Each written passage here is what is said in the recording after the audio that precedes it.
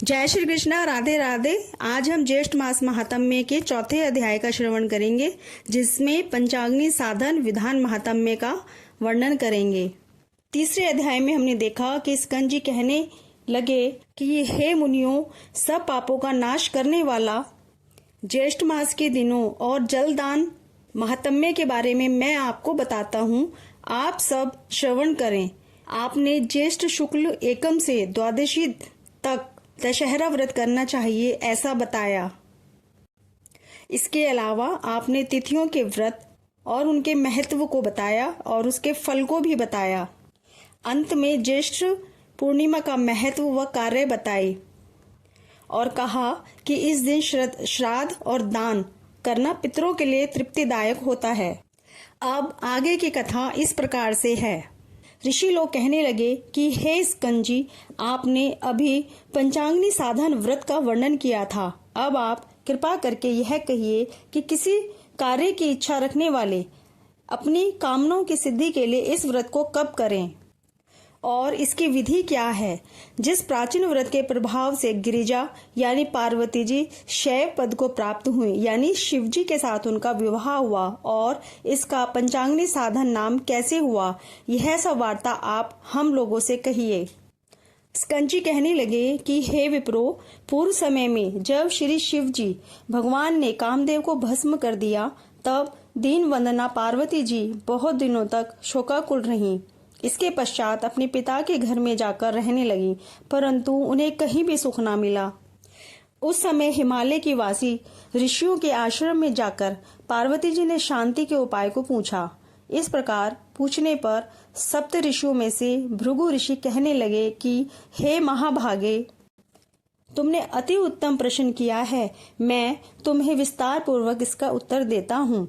ज्येष्ठ मास की तृतीया के दिन प्रातः काल मनुष्य शुद्ध जल से स्नान करें और नित्य कर्म करके शुद्ध वस्त्र धारण कर अपने घर को आएं और पुण्याह वाचन के पश्चात ब्राह्मणों का पूजन करें।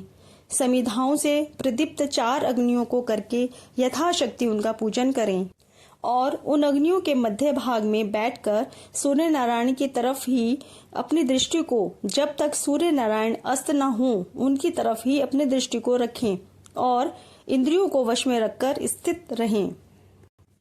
इस प्रकार निराहार और जितेंद्रिय रहकर इस मास का व्रत करें। ऋषि के वचनों को सुन पार्वती जी अति प्रसन्न हुई और शिव जी के प्रश्नार्थ 12 वर्ष तक इस व्रत को प्रति मास करती रहीं। इस व्रत के प्रभाव से शिवजी महाराज मोह को प्राप्त हो गए और पार्वती जी कहाँ गईं ऐसा विचार करने लगे। उन्होंने समाधि द्वारा पार्वती जी का तपोवन में होना निश्चय किया और आप शिवजी महाराज वंचर के रूप में उमा देवी के तपोवन में गए तथा अनेक प्रकार के अमृत के समान मीठे वचनों से उमा देवी को समझाया, परंतु उमा देवी ने उनको फटकार दिया।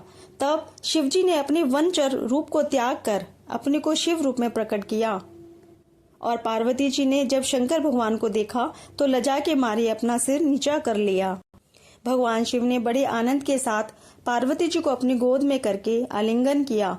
इस समाचार को सुनकर राजा हिमवान भी वहां पर आ गए और शिवजी से मिलकर विविध उपचारों से शिवजी महाराज का पूजन किया।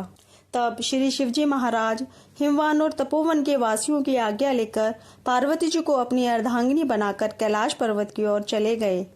स्कंद जी कहने लगे कि हे ब्राह्मणों, मैंने आपसे पंचाग्नि साधन व्रत का विधान कहा।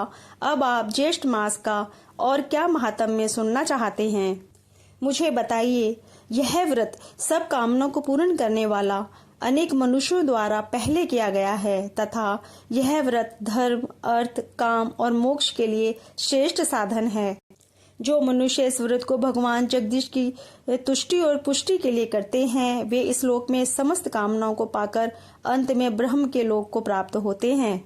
इस प्रकार से ज्येष्ठ मास महात्म्य का पंचाग्नि साधन व्रत विधान चतुर्थ अध्याय संपूर्ण होता है। जय श्री कृष्णा, राधे राधे।